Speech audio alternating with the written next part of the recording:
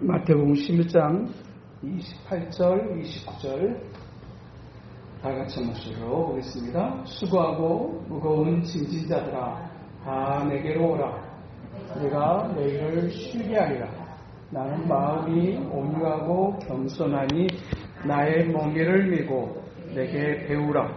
그리하면 너희 마음이 쉼을 얻으리라. 아멘.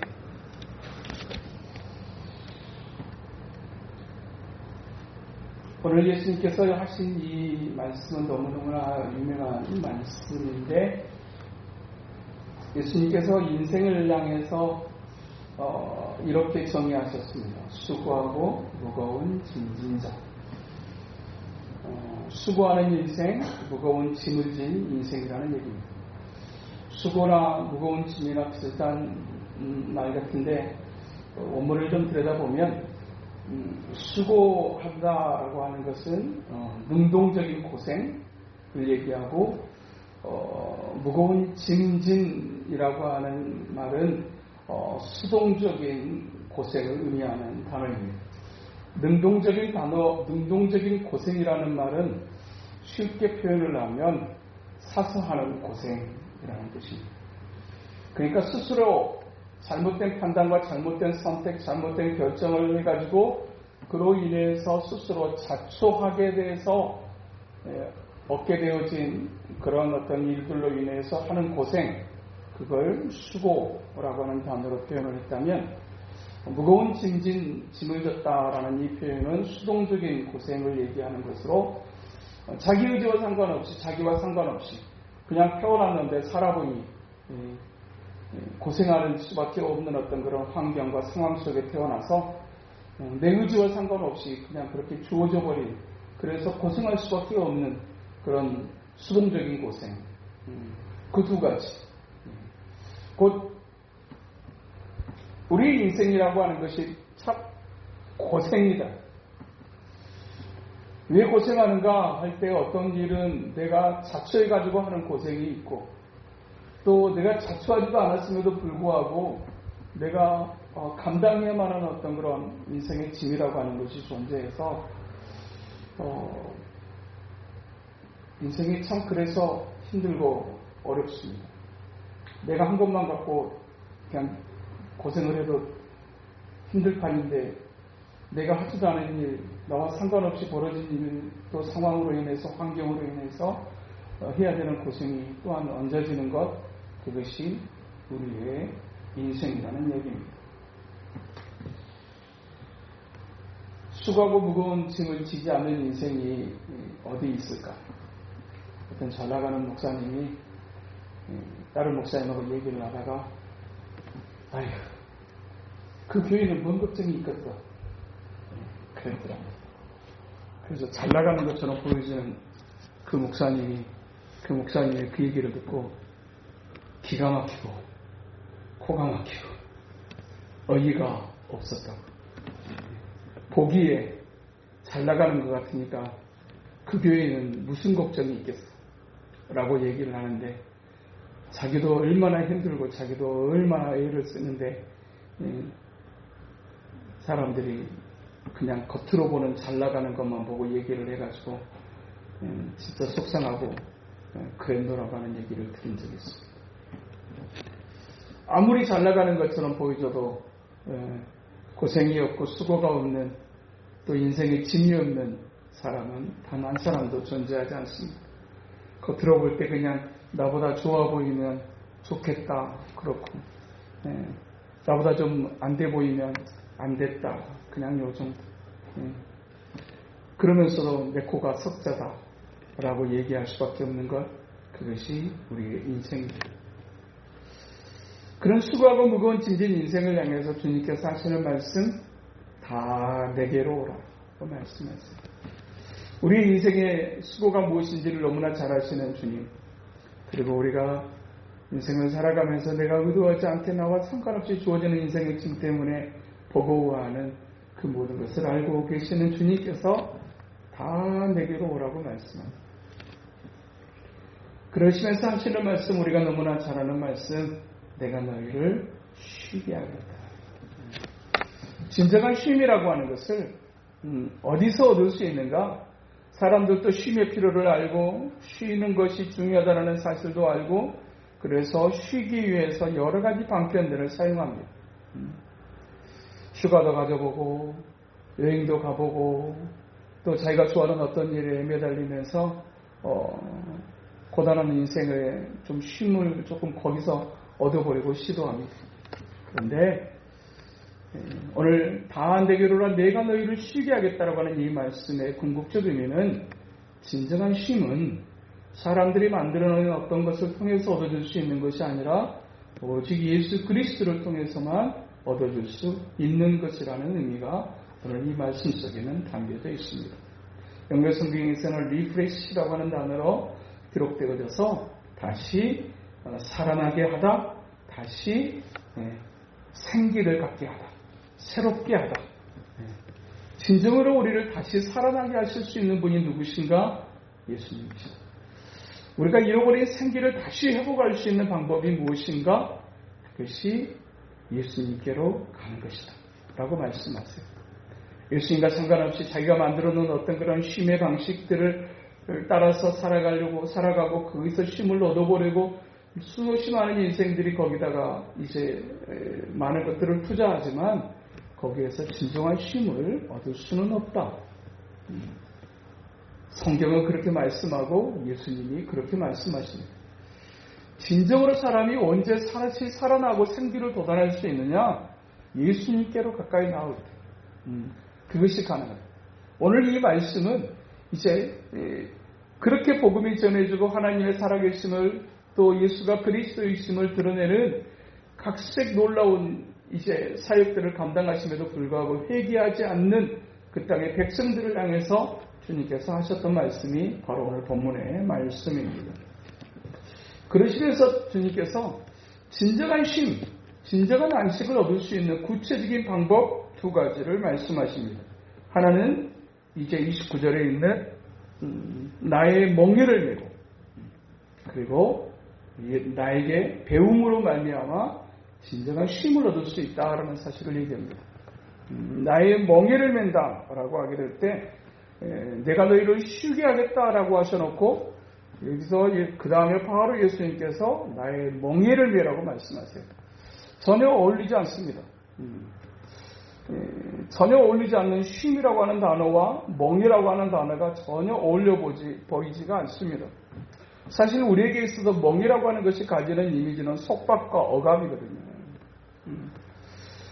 그런데 이 멍이라고 하는 것을 우리가 조금 더 생각을 해보면 사실 이 멍이는 그 당시에 소들이 또 우리 어렸었을 때도 역시 소들이 밭을 갈기 위해서 매는 멍에입니다. 기역자로 되어져 있는 요 멍에를 우리는 속박이나 억압으로 이해를 하지만 사실 생각을 해보면 이 소에게 씌우는 멍에는 무엇을 위한 것이냐면 소가 쟁기를 끓여야 되는데 쉽게 끓게 하기 위해서 만들어낸 도구가 사실은 멍에입니다. 그가 가지고 있는 힘을 효율적으로 발휘하도록 만들었던 도구가 멍에라는 얘기입니다. 멍에는 소를 힘들게 하기 위해서 만든 것이 아니고 사실은 소가 쟁기를 끓여야 하는데 그것을 조금 더 쉽게 끓게 하기 위해서 만들어 놓은 도구, 그게 멍이라고 하는 거라는 얘기입니다. 짐을 싣고 가기는 해야 되겠는데, 가지고 가기는 해야 되겠는데, 조금 더 쉽게 끌고 가게 할 수 있는 방법, 소에게는 멍에, 우리는 마트에 가면 뭘 겁니까? 카트. 어떤 목사님이 이 멍에를 카트로 비유를 하셨더라고요. 사실 소에게 있어서 멍에는 더 그렇지 않아도 장기를 끓여야 되는데 힘든데 더 힘들게 만들기 위한 도구가 아니라 더 효율적으로 효과적으로 장기를 끓게 하게 한 도구인 것처럼 예수님께서 나의 멍에를 메라, 나의 멍에를 메라고 말씀하시는 것은 사실 우리를 조금 더 쉽게 가게 하기 위한 하나님의 방편. 그런데 중요한 것은 나의 멍에를 메라고 말씀하시는 것입니다. 이 나의 멍에라고 하는 이 말씀이 무슨 의미일까요? 우리의 멍에는 소 한 마리가 기역자의 것을 이제 목 뒤에다가 이렇게 메고 가는 것이지만, 팔레스틴의 멍에는 소를 쟁기는 소 두 마리가 끄는 쟁기거든요. 그러니까 쌍기역자가 되는 거죠. 쌍기역자로 해가지고 두 마리가 끌고 가게 되어져 있는데, 한쪽은 누가 매는 것입니까? 예수님이 매시고, 그리고 그 한쪽에 내가 또 메고 가는 것. 이 나의 멍에를 메라고 하시는 이 말씀은, 우리가 살아가는 인생이 예전에는 그냥 내가 혼자 끌고 가야 되는 멍에였다면, 우리가 예수님을 믿는다라고 하는 것은 예수님이 나와 함께 끌고 가는 멍에, 그것이라는 사실을 오늘에게 말씀해 주고 있어요. 예전에는 나 혼자 그냥 무거운 짐을 나홀로 지고 견디다 못해 쓰러질 때였어요. 그런데 우리가 예수를 믿는다라고 하는 것은 무엇인가? 이제 더 이상 내가 내 인생의 수고, 내 인생의 무거운 짐을 나 혼자 끌고 가는 인생이 아니라 주님이 함께 끌고 가시는 인생, 그 인생을 내가 살아가고 있는 것이고, 그 인생을 살아가지 못하는 인생들을 향해서 주님은 수고하고 무거운 짐 진 자들아 다 내게로 오라고 말씀하셨던 겁니다. 예수님께로 오는 사람들이 매는 멍에는 예수님을 안 믿는 사람들이 매는 멍에와 차원이 다르다는 얘기입니다. 예수님을 안 믿는 사람들이 매는 멍에는 마치 우리나라 소의 멍에처럼 자기 혼자 무거운 짐을 나홀로 지고 견디다 못해서 쓰러질 수밖에 없는 그런 멍이라면, 예수님께로 나온 자들에게 베푸시는 하나님께서 예비하시는 멍에는 예수님과 함께하는 멍에, 똑같은 일을 하더라도 누가 함께 해준다라고 하는 것이 얼마나 중요한 것인지. 백직장도 맡으면 낫더라고 그거 옆에 한 사람이 있는 것하고 없는 것의 차이가 얼마나 큰지.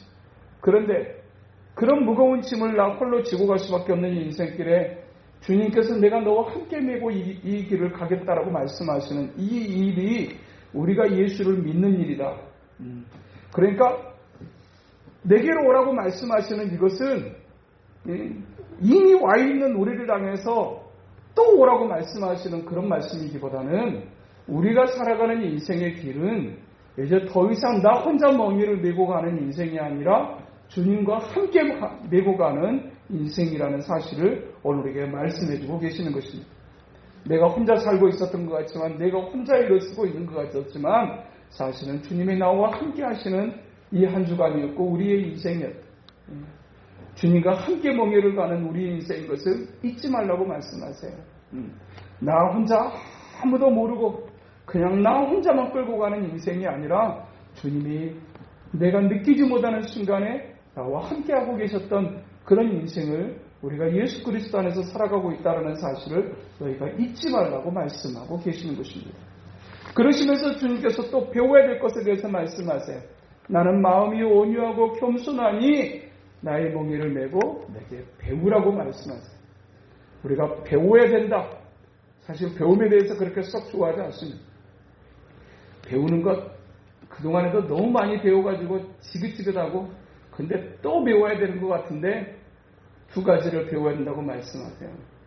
나의 멍에를 메고 주님의 온유와 주님의 겸손을 배울 수 있어요. 이 말씀을 오늘 본문으로 딱 잡았던 이유는, 이제 우리가 여기에 필요한 계절이 됐습니다. 여기에 필요한 시기가 됐습니다. 시작할 때는 힘있게 시작할 수 있는데 힘이 빠져가고 힘이 떨어져 가게 되면 이게 이제 올라올 수 있거든요. 통제가 안 되려고 하거든요. 통제가 안 되려고. 주님의 온유를 배워야 된다. 성품이 온유한 사람이 세상에도 있습니다. 똑같은 사람인데 어떤 사람은 보면 참 성품이 참 온유하다. 부드럽고 따뜻한 사람이 분명하게 있습니다.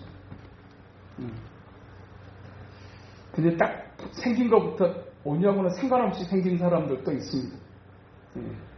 근데 어떤 사람은 딱 보자마자 인상이 진짜 참 온유하게 생기셨다. 라고 하시는 분들이 있습니다.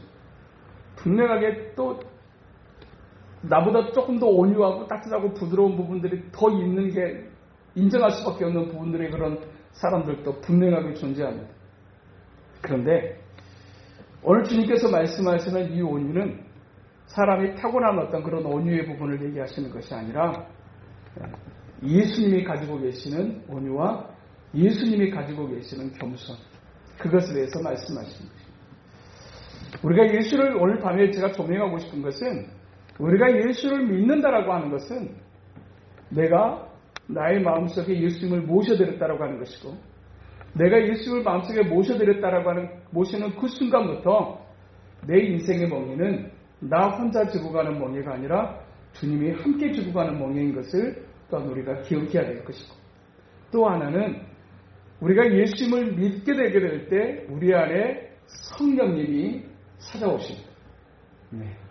성령님은, 그 들어오신 성령님을 내주하시는 성령님이라고 하는데, 이 성령님의 성품이 온유와 겸손입니다. 그 말은 우리가 예수를 믿었다라고 하는 얘기는, 믿는다라고 하는 얘기는 우리가 온유와 겸손의 씨를 가지고 살아가는 사람들이라는 얘기입니다.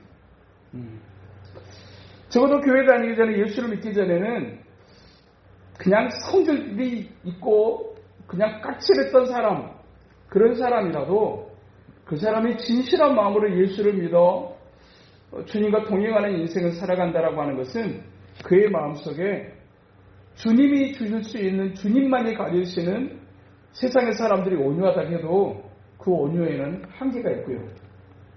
그리고 그 온유의 바닥에는 우울함이 존재할 수밖에 없습니다. 그런데 주님께서 말씀하시는 이 온유는 우리 안에 주님께서 그 씨앗을 심으신 것 같이, 예수를 믿는다라고 하는 것은 우리 안에 온유하신 예수님을 모시고 살아가는 인생이라는 얘기입니다. 전에는 우리가 그렇게 온유할 수 없는 인생이었을지 모르고 사람이었을지 몰라도, 우리가 예수님을 모시고 산다라고 하는 것은 온유하신 예수님을 마음속에 모시고 살아가는 것이기에, 이 온유하신 예수님이 우리 안에서 충만하게 되게 될 때 우리는 온유한 사람이 될 수 있고요. 우리 안에 이 성령의, 하나님의 온유하신 성령의 충만함을 우리가 상실하게 될 때, 이것이 쇠해지게 되게 될 때 우리의 온유함도 함께 떨어질 수밖에 없습니다. 그래, 나도 나이가 먹어갈수록 온유함이 얼마나 중요한 것인지, 왜 예수님께서, 하나님께서 모세를 40년 동안 광야에서 훈련을 시키면서 딱 한 가지를 위해서 포커스를 맞추셨어요. 온유한 사람이 되게 하시기 위한 훈련이 광야에서 40년이었어요. 40년 동안 별별 일을 다 겪고 당하면서 한때는 왕이었던, 왕자였던 그가 이제 목동으로서의 40년을 살아가면서 그의 마음속에 얼마나 많은 힘겨운 시간들이 있었을 거예요. 올라가는 것과 떨어지는 것은 정말 비교할 수 없을 정도로 차이가 있는 것입니다. 고통스러운 겁니다. 그 추락하는 어떤 인생의 밑바닥에서 목동으로서의 40년의 세월을 지나가면서 수없이 많은 일을 겪으면서 그가 단련되어졌던 것, 그게 온유함이었어요. 네가 앞으로 이스라엘 백성들, 그렇게 불평하고 원망하고 말 안 듣는 이스라엘 백성들 끌고 가려고 하게 되면 이게 이 온유가 필요하다. 그래서 지면에 온유함이 모세보다 승한 자가 없다라고 말씀하실 정도로 그 광야의 훈련의 주님의 목표는 온유한 사람이 되게 하는 것이었어요. 우리도 인생을 살아가면서 나이가 점점점 들어가면서 똑똑한 것도 쓸데없고, 잘난 것도 쓸데없고, 예쁜 것도 쓸데없고, 건강도 자랑할 것 없고, 동의하십니까? 예? 한때는 똑똑하고, 한때는 기억력도 그렇게 좋고, 그냥 착착착 외우는 것도 너무너무 잘 되고, 그랬던 때가 우리에게도 있었고, 그래도 거울 쳐다보면 괜찮네 했었을 때가 우리에게도 있었습니다. 다른 건 몰라도 그냥 피곤해도 하룻밤만 딱 자고 나면 딱 피곤이 그냥 날아가 버리는 그런 젊은 날이 우리에게도 있었더랬습니다. 그런데 나이가 들고 시간이 지나 보니 다 쓸데없고, 그러면서 생각되어지는 한 가지, 주님의 말씀 가운데 온유한 자가 복이 있나니 저가 땅을 차지할 것이라는 말씀이 저는 나이가 먹어가면서 진짜 진리의 말씀으로 느껴집니다. 세상의 사람들이 똑똑한 사람 찾고 정말 예쁜 사람 찾고 멋진 사람 찾을 것 같은데요, 진짜로 중요한 일에는요 그것 다 쓸데없고요, 진짜 포커스를 맞추는 것은 온유한 사람입니다. 목사님들이 사회 가시고 이제 은퇴하시게 되게 될 때 후임 목회자를 정해요. 후임 목사님들을 찾는데 어느 정도 교회가 규모가 딱 있게 되게 되면 이제 청빙 원서를 들어오는데 그냥 몇십 장은 그냥 우습게 들어와요. 경력, 이력 따져보면 그냥 서울 총신은 기본에다가 유학 갔다 온 사람에다가 그래요. 그냥 총신만, 요즘에는 총신만 한 사람 안 찾아요. 또 일반대 졸업하고 총신 졸업한 사람을 또 찾아요. 그런 스펙을 가진 사람들이 원서를 이제 공고를 보고 넣어요.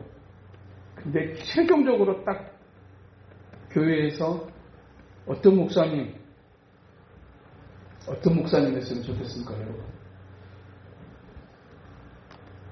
한때 광주 중앙교회 최규호 목사님을, 중앙교회 목사님이 변환교회 목사님 돌아가시고 난 다음에 후임으로 최규호 목사님 모시면서 엄청난 프라이드가 있었어요. 그 프라이드가 뭐냐면 우리 목사님은 서울대 나온 목사님이었어요. 서울대 나온 목사님. 그래서 그 프라이드가 굉장했어요. 근데 그 서울대 나온 목사님이 오셔가지고 성도들을 아우르지를 못해가지고 교회가 반쪽이 났어요.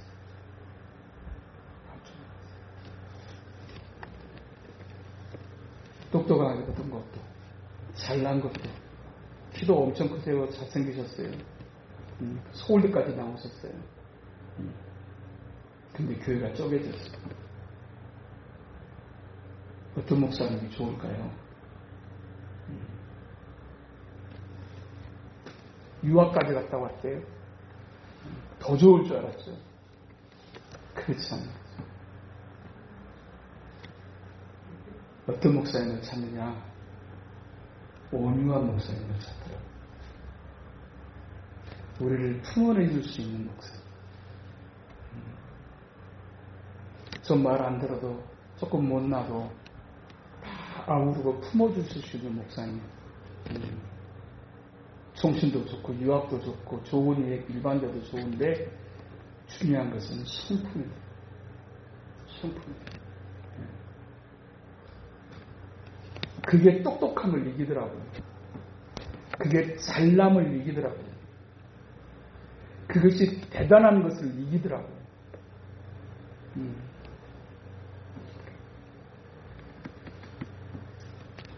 주님의 온유를 배워야 한다고 말씀했어요. 그런데 그 주님의 온유가 우리 안에 이미 내재되어 있어요, 사실. 우리가 예수를 믿을 때 우리 안에서 주님께서 끊임없이 우리에게 말씀하시잖아요. 참아라. 눈 감아 주어라. 예전 같으면 봤으니까 못 봤으니까 못 봤지. 예전 같으면 못 지나가지. 근데 우리가 지나가요. 왜요? 우리 안에 계신 예수님의 온유가 우리에게 자꾸 그것을 말씀하시기 때문에. 세상의 사람들이 인정해주든지 인정하지 않든지 우리가 예수를 믿는다라고 하는 것은 주님의 온유와 주님의 겸손을 우리 안에 담고 살아가는 것입니다. 겸손이 무엇입니까? 자기를 낮추는데 당연히 누릴 수 있는 것들을, 그 권리를 열어놓는 이 겸손, 그것이 바로 예수님의 겸손이었습니다.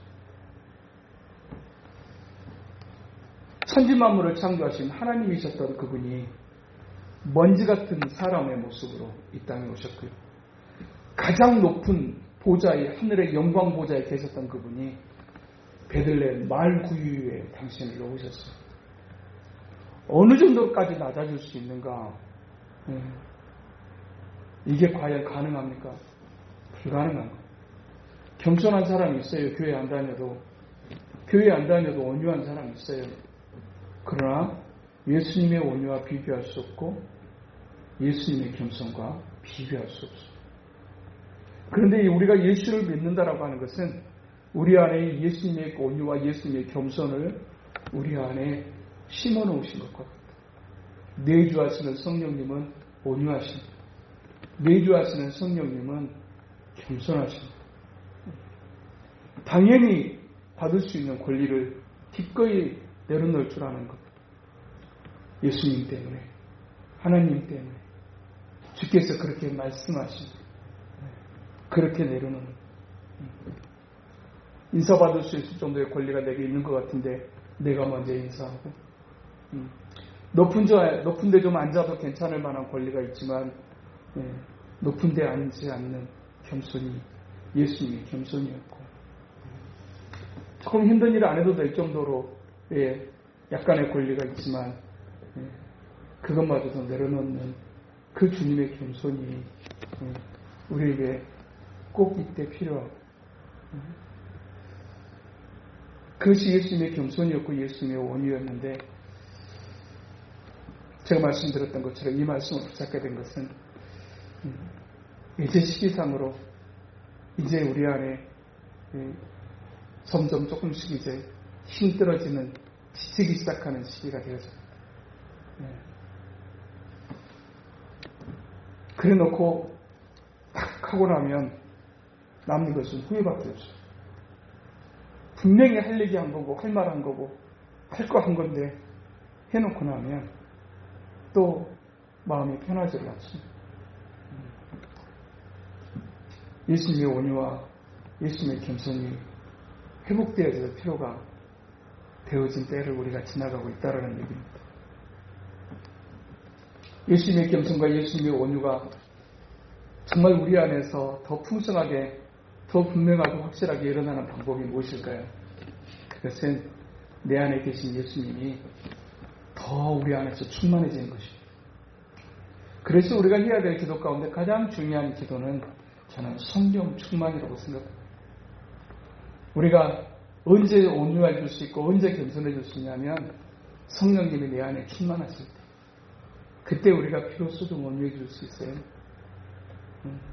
그때 우리가 좀 겸손해질 수 있어요. 이 겸손한 자에게 하나님께서 약속하신 복이 굉장히 많거든요. 온유한 자에게 하나님께서 약속하신 복이 굉장히 크거든요. 똑똑한 거 쓸데없고 잘난 거 쓸데없고 건강도 자랑할 것 아니며, 진짜로 중요한 이 겸손과 온유가 우리 안에서 더 도드라지기 위해서, 더 필요한 때를 지나갈 때 우리가 무엇을 구해야 됩니까? 성령으로 충만하게 하여 주시옵소서.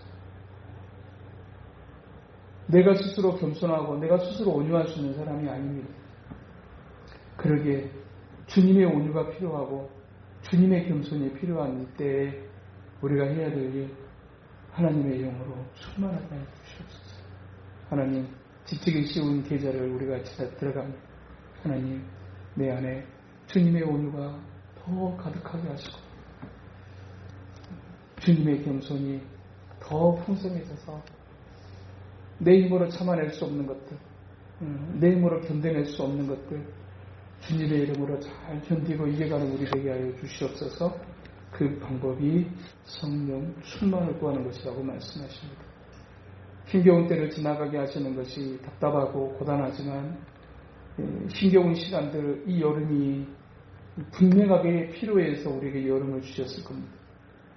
이 여름 뒤에 가을이 있기 때문에 그렇습니다. 진짜 풍성한 가을을 맞이하게 하시기 위해서 힘든 여름을 주시는 것처럼 오늘도 우리의 인생의 여름을 잘 견디고 잘 이겨내게 될 때 하나님은 그 뒤에 온유한 자에게 약속되어지는 복, 겸손한 자에게 약속되어지는 복을 준비하고 계시는 하나님이신 것을 기억하고 하나님, 나는 스스로 온유할 수 없고 나는 스스로 겸손할 수 없사오니 하나님의 영으로 충만하게 하셔서 주님의 온유를 담고 주님의 겸손을 취하며 나아가는 우리의 삶 되게 하여 주시옵소서. 기도하는 이 밤 우리 모두 될 수 있었으면 좋겠습니다. 그러가신 하나님 아버지 감사합니다. 힘겹고 고단하기 쉬운 그리고 지치기 쉬운 때를 지나갑니다. 정말 무엇이 필요할까, 무엇이 있어야 되는지 오늘 또 주의 말씀 속에서 찾게 하시니 하나님 아버지 감사합니다. 오늘 또 주시는 말씀을 붙잡고 또한 주님의 온유를 나아가고 주님의 겸손을 배우는 우리가 되기 위하여 또한 우리 안에 스스로 것들이 있지 않기에 성령의 충만함을 구하는 이 밤이 되게 하여 주셔서 무더운 여름, 견디기 힘든 여름을, 인생의 여름을 잘 이겨가고 견뎌가는 지나가는 우리가 될 수만 있도록 하나님 도우시고 인도하여 주시옵소서. 예수님 이름으로 기도하옵나이다.